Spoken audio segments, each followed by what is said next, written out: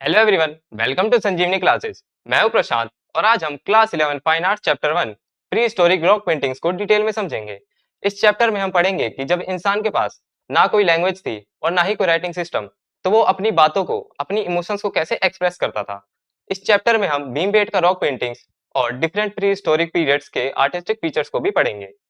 तो वीडियो को एंड तक जरूर देखिएगा क्योंकि ये चैप्टर एग्जाम के पॉइंट ऑफ व्यू से भी बहुत इंपॉर्टेंट है।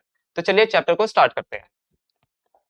तो सबसे पहले टॉपिक आता है हमारा, what is pre history. Pre history क्या होती है? प्री हिस्ट्री उस समय को कहते हैं जब इंसान के पास ना ही पेपर थे, ना ही लैंग्वेज, ना ही रिटन वर्ड, ना ही बुक्स, ना ही रिटन डॉक्यूमेंट। उसी को प्री हिस्टोरिक पीरियड कहा जाता था। अब जब कोई राइटिंग वर्ड्स ही नहीं थे, ना ही कोई राइटिंग डॉक्यूमेंट, तो आर्कियोलॉजिस्ट को इसके बारे में पता कैसे चला? आर्कियोलॉजिस्ट को इसके बारे में टूल्स, बोन्स, पोट्री और केव पेंटिंग से पता चलता था। अब हम देखते हैं कि रॉक पेंटिंग बनाने के पीछे के क्या-क्या रीजन थे। इसके मेनली 3 रीजंस थे। पहला, to decorate caves and shelters. जैसे आज हम लोग अपने घर को सजाने के लिए डेकोरेट करते हैं, अलग-अलग चीजें लगाते हैं, पेंटिंग वगैरह लगाते हैं। उसी टाइम में लोग अपने घरों को और शेल्टर्स को डेकोरेट करने के लिए रॉक पेंटिंग करते थे। अगला पॉइंट है हमारा, to express religion and culture beliefs. वो अपने रिलीजन और कल्चर बिलीफ को एक्सप्रेस करने के लिए रॉक पेंटिंग करते थे। थर्ड पॉइंट है हमारा, to decorate daily life and important events. To record daily life and important events, मतलब कि वो अपनी डेली लाइफ एक्टिविटी और स्पेशल इवेंट्स को रिकॉर्ड करने के लिए भी रॉक पेंटिंग करते थे। तो हमारे ये टॉपिक होता है खत्म। अब हम बढ़ते हैं अगले टॉपिक की तरफ। तो अगला टॉपिक है हमारा, significance of rock painting. Rock painting बनाने के क्या महत्व थे, क्या इंपॉर्टेंस थी? तो पहला हमारा, spiritual and cultural heritage. Rock art reflects human kinds rich spiritual and cultural heritage. मतलब रॉक आर्ट हमें एंशिएंट ह्यूमंस की सोच, विश्वास और उनके कल्चरल हेरिटेज के बारे में बताती है। अब नेक्स्ट पॉइंट है, it has significance for its creators, descendants and humanity as a whole. मतलब रॉक आर्ट सिर्फ पेंटिंग ही नहीं थी, बल्कि उनके कल्चरल हेरिटेज का भी हिस्सा थी। अब अगला है, टू इनकी ब्यूटी। इनकी ब्यूटी, सिंबल्स और रिच नैरेटिव, मतलब कहानियां आज भी पूरी दुनिया में अप्रिशिएट की जाती है। और अगला अगला है हमारा, डाइवर्स कल्चर ट्रेडिशंस। इसमें helps communities learn about diverse cultural traditions and their ancient origin. मतलब रॉक आर्ट हमें अलग अलग कम्युनिटीज की कल्चर हेरिटेज, कल्चर ट्रेडिशन और उनके एंशिएंट ओरिजिन के बारे में भी बताती है। Tribal communities derive cultural connections by following customs engraved in rock art। आज भी कई ट्राइबल कम्युनिटीज इन पेंटिंग्स की परंपराओं से अपना कल्चरल कनेक्शन महसूस करती है। हमारा यहाँ अब अगला पॉइंट है हमारा, सोर्सेज ऑफ हिस्ट्री। इसके सोर्सेज क्या क्या थे? Rock art serve as a historical record. Rock art history का एक इंपॉर्टेंट रिकॉर्ड है। It provides information about hunting habits, lifestyle of local communities. ये हमें उस टाइम के लोकल कम्युनिटीज की हंटिंग हैबिट्स और लाइफस्टाइल के बारे में बताती थी। अब अगला पॉइंट है हमारा, discovery in India. First discovery of rock art paintings in India was made in 1867 to 68 by Archibald Carlyle. इस नाम को आप जरूर याद रखना क्योंकि ये एमसीक्यू में भी पूछा जा चुका है। तो इंडिया में रॉक आर्ट पहली बार 1867 से 68 के में आर्कीबोल्ड कार्लेली ने की थी।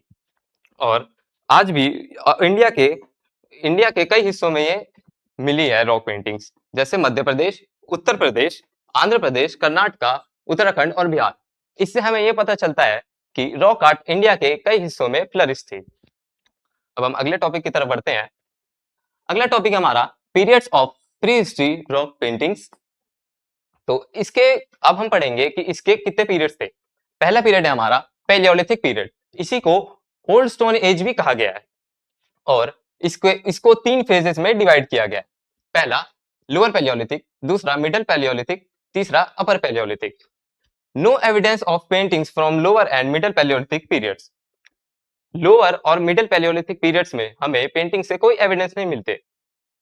और artistic activities flourish during the upper palaeolithic period. जो आर्टिस्टिक फीचर्स थी वो सिर्फ अपर पैलियोलिथिक पीरियड में ही फ्लरिश थी। अब हम देखते हैं इसमें human figures, human activities, geometric design जैसे लाइंस, सर्कल्स और सिंबल्स होते थे। और ग्रीन और डार्क रेड कलर का यूज ज्यादा होता था और इसमें बाइसन, टाइगर्स, बोर्स और राइनोसोरस जैसे एनिमल्स भी होते थे। अगला है मेसोलिथिक पीरियड। अगला हमारा है मेसोलिथिक पीरियड। इसी को मिडल स्टोन एज भी कहा गया है। अब identify by the use of microlith.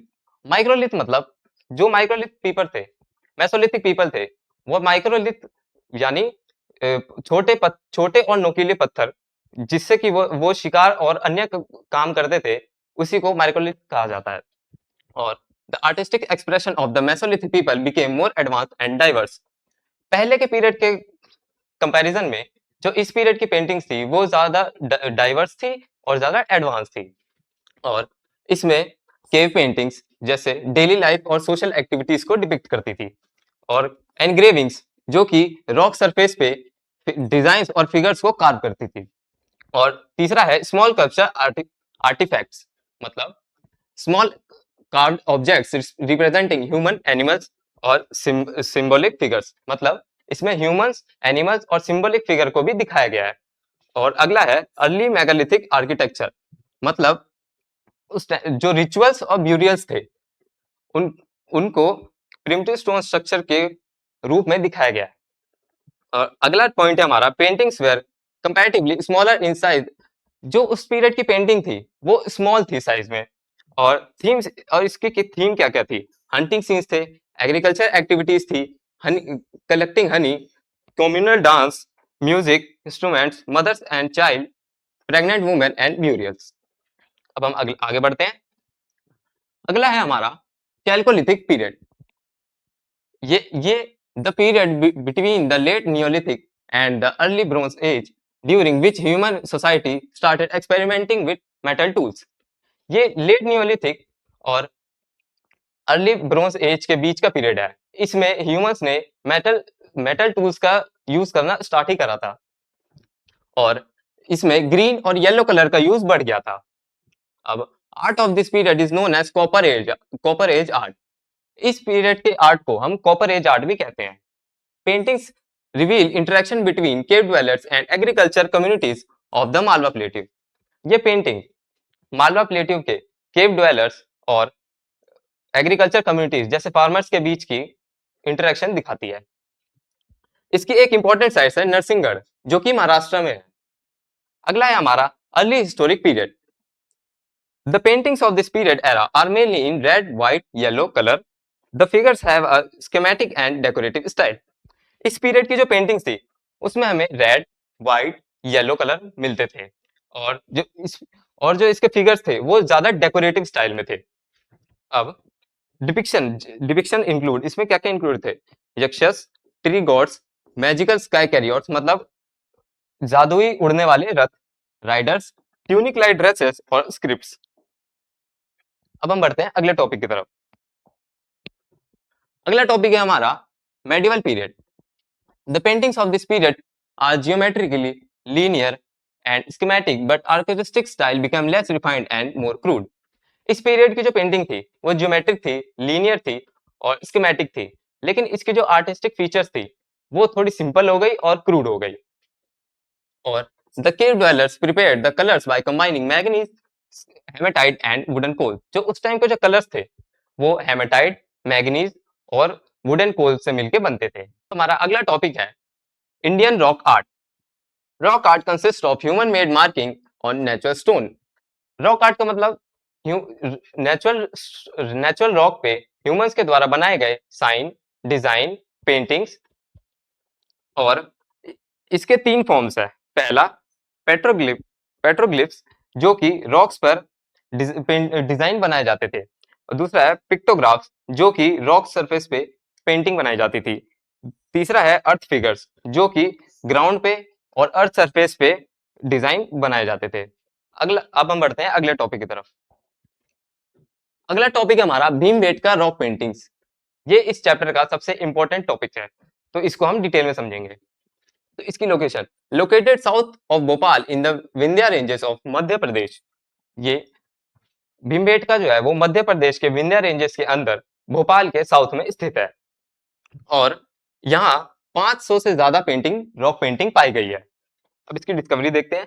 Discovered in 1957 to 58 by VS Kanankar. इसकी खोज 1957 से 58 में वीएस कननकर ने करी थी और declared a UNESCO world heritage site in 2003।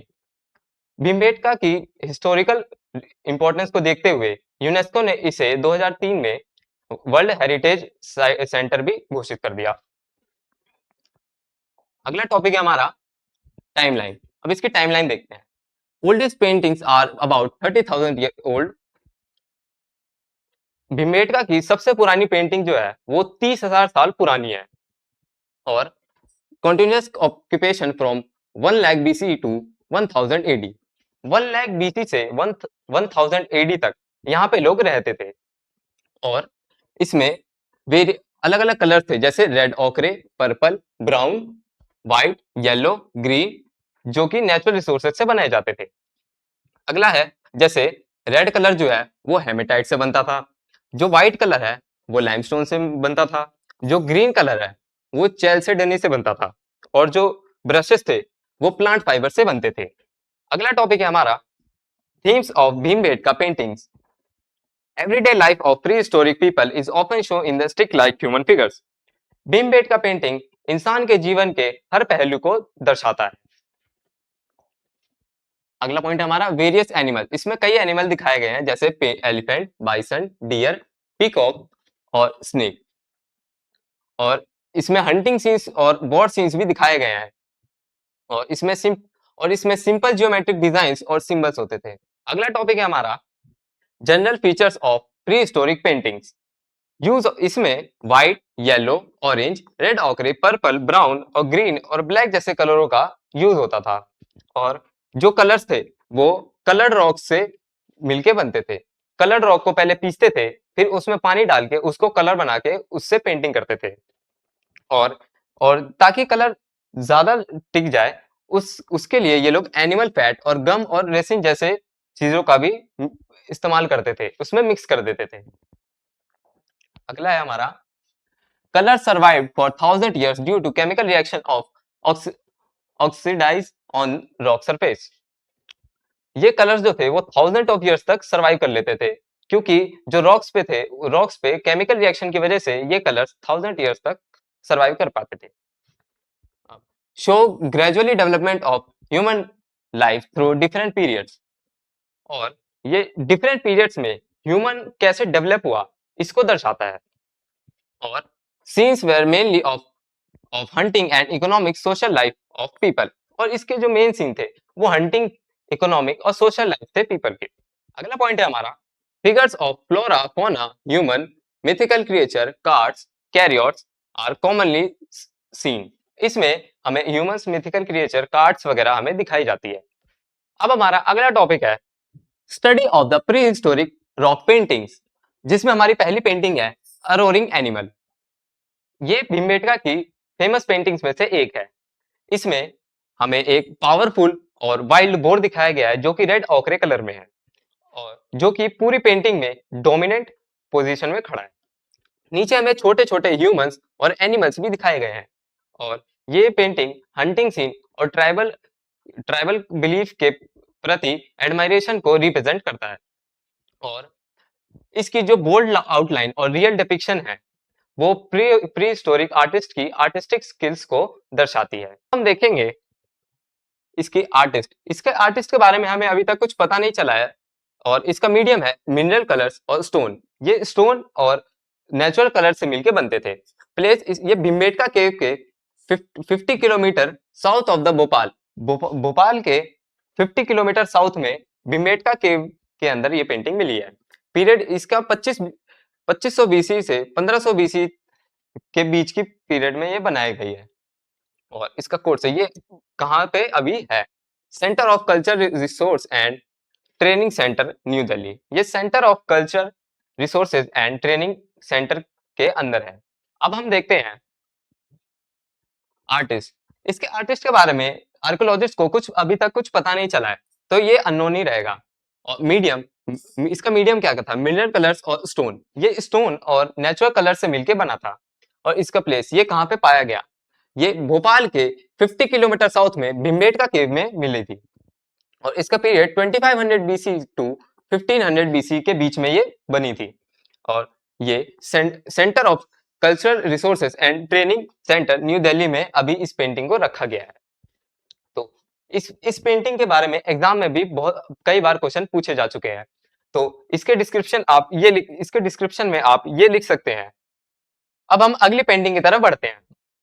दूसरी इंपॉर्टेंट पेंटिंग है हमारी विजार्ड्स डांस, जिसमें हमें एक लोगों का एक ग्रुप कम्युनल डांस करता हुआ नजर आता है और सभी फिगर्स एक रिदम में मूवमेंट करते हुए भी नजर आते हैं और कुछ फिगर्स हाथ भी पकड़े हुए रहते हैं और इससे हमें ये पता चलता है कि प्री हिस्टोरिक सोसाइटी में डांस, म्यूजिक और सेलिब्रेशन का बहुत महत्व था।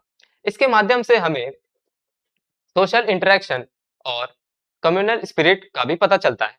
अब इसके बारे में हम और भी चीजें देखते हैं। पहला, आर्टिस्ट। आर्कियोलॉजिस्ट को इसके आर्टिस्ट के बारे में अभी तक कुछ पता नहीं चला है, तो ये अननोन रहेगा। और मीडियम, इसका मीडियम मिनरल कलर्स और स्टोन ऑन स्टोन, ये स्टोन के ऊपर नेचुरल कलर से बनाई गई है और इसका प्लेस है भोपाल के 50 किलोमीटर साउथ में भीमबेटका पेंटिंग में ये पाई गई है। इसका पीरियड 30,000 बीसीई में था।